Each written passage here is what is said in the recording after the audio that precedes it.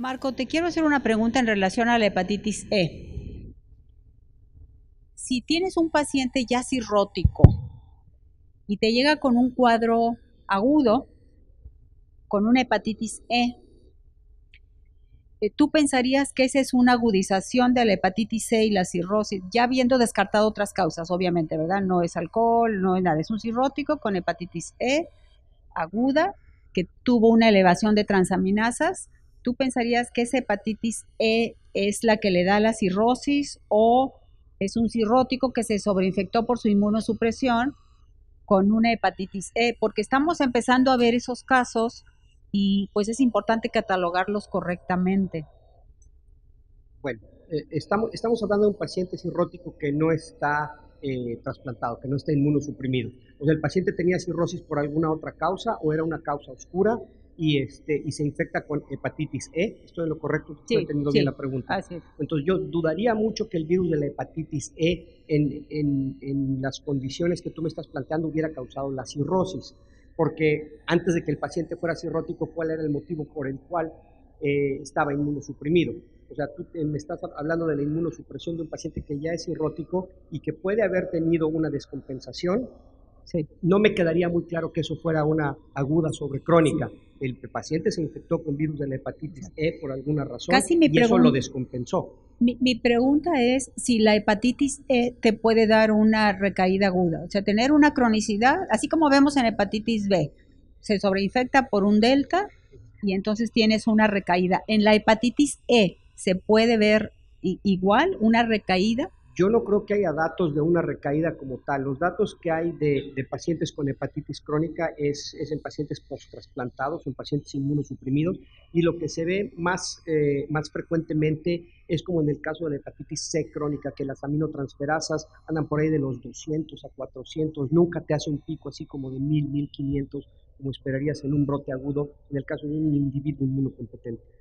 Okay. Y quizá eso sea precisamente porque el paciente cirrótico no tiene la capacidad de hacer una elevación de aminotransferasas tan aguda como lo tiene un individuo que tiene un hígado con la potencialidad de producir más enzimas. Entonces, muy probablemente el cirrótico se infectó en el camino con una hepatitis E. Eso es lo más probable. Okay, gracias. Doctor Eric. Gracias. Quisiera preguntarle dos cosas a Aldo, al doctor Aldo Montaño. La primera es, ¿qué opinas de esta espera de 6 meses para no respuesta por criterios de París en la colangitis biliar primaria, cuando la mayoría de los que no respondieron a los 3 meses difícilmente con UTCA te van a hacer respuesta bioquímica, si necesariamente tenemos que esperar 6 meses para definir que el paciente no tuvo respuesta bioquímica? Y dada que la alta prevalencia de no respuesta o respuesta parcial, que va hasta el 50%, eh, ¿qué opinarías de iniciar de entrada en los pacientes ácido ursodesoxicólico más besafibrato en nuestro medio, que no tenemos ácido obeticólico? Sí, esa es una pregunta muy buena. Uh, Se han ido acortando los tiempos porque de hecho antes se recomendaba un año de tratamiento con ácido ursodesoxicólico para captar un pequeño porcentaje de pacientes que se consideran respondedores tardíos. Actualmente se acepta 6 meses, pero probablemente también eso vaya a cambiar porque es un muy pequeño porcentaje el que va a mejorar de manera significativa después de los 3 meses, pero yo creo que eso lo veremos en el futuro. Y definitivamente yo he estado usando el desafibrato por algún tiempo en los no respondedores porque el ácido obeticólico apenas acaba de ser aprobado. También algo importante que hay que considerar son los costos. El ácido obeticólico en Canadá el tratamiento va a ser de 30 a 40 mil dólares al año y el desafibrato son $8 al mes.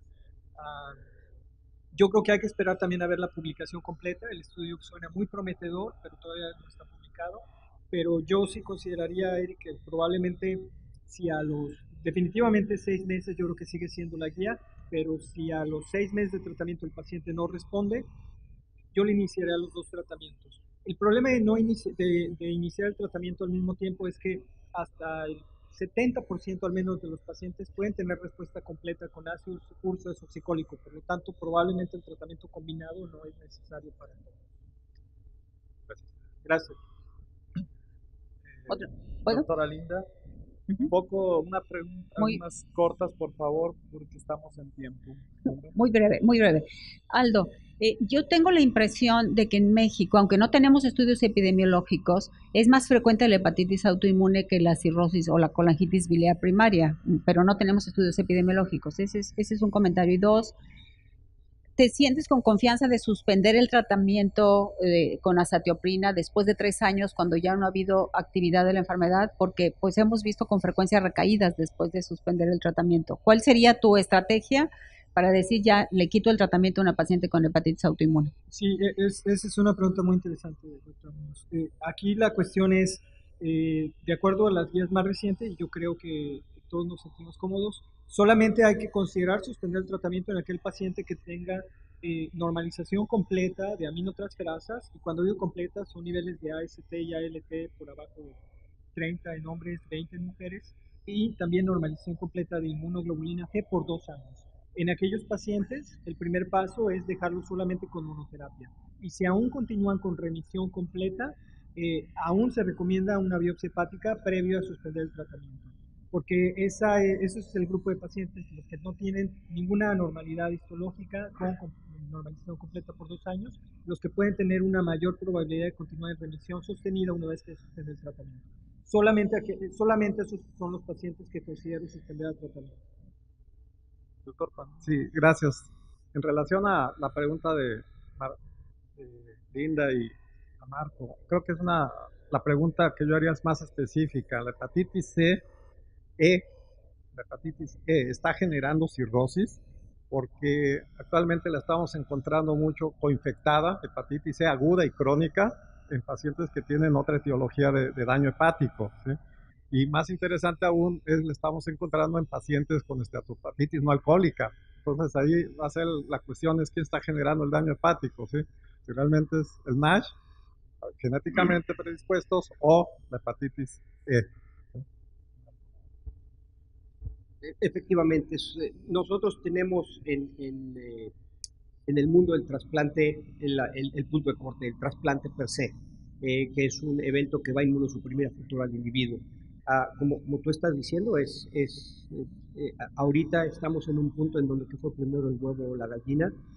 Si el virus de la hepatitis E es un coadyuvante para otras enfermedades, yo creo que es muy temprano para decirlo, porque también tenemos individuos que son completamente sanos, fueron donadores de sangre y tenían anticuerpos antihepatitis E sin tener ninguna enfermedad hepática. Entonces ahí yo creo que si el individuo estuvo en contacto por el único hecho de tener otra etiología de enfermedad hepática en el futuro, eso no quiere decir que el virus de la hepatitis E esté coadyuvando, eso quiere decir como cualquiera de nosotros que pudo haber estado en contacto con cualquier otro virus.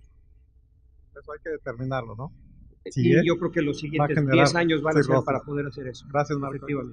Una última pregunta, doctor. Sí, yo tengo un par de preguntas, una para Aldo. Aldo, en síndrome de sobreposición, ¿qué es lo que tú más observas en tu clínica, en tu experiencia? ¿Y cuál es el tratamiento óptimo? ¿Qué es lo que tú piensas que es lo mejor para estos enfermos? ¿Y cuál es la combinación en este síndrome de sobreposición? El síndrome de sobreposición que más observamos es la combinación de características de hepatitis autoinmune con colangitis biliar primaria. Los criterios, de hecho, más aceptados tanto por las guías de la colangitis biliar primaria que se publicaron este año por el grupo europeo y por el grupo de hepatitis autoinmune es la clasificación de París o Chasulier, en donde se tienen que tener dos de tres características de cada una de la enfermedad. Y ese es el que más vemos, el de hepatitis autoinmune con colangitis biliar primaria. Lo que se recomienda es dar tratamiento combinado, sobre todo en aquellos pacientes que tengan datos importantes de inflamación o de necroinflamación en la biopsia hepática, darles tratamiento con prednisona, azatioprina y uso de succicólico. Y manejarles la hepatitis autoinmune como por el tiempo que se considera, esto es al menos 3 años de tratamiento, 2 años de remisión completa y el ácido uso de succicólico de por vida. La sobreposición con colangitis esclerosante primaria es mucho más frecuente en pacientes jóvenes con enfermedad inflamatoria intestinal y de hecho estos pacientes tienen un peor pronóstico que el otro tipo de sobreposición, sin embargo tienen mejor pronóstico que los pacientes con colangitis esclerosante primaria, porque parece ser que el tratamiento de la hepatitis autoinmune mejora un poco la colangitis esclerosante.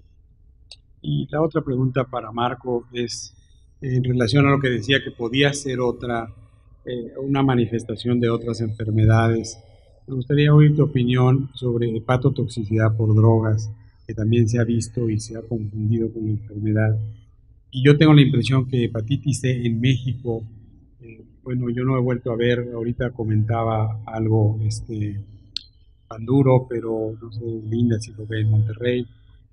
¿Cuál es tu opinión en cuanto al diagnóstico, Marco?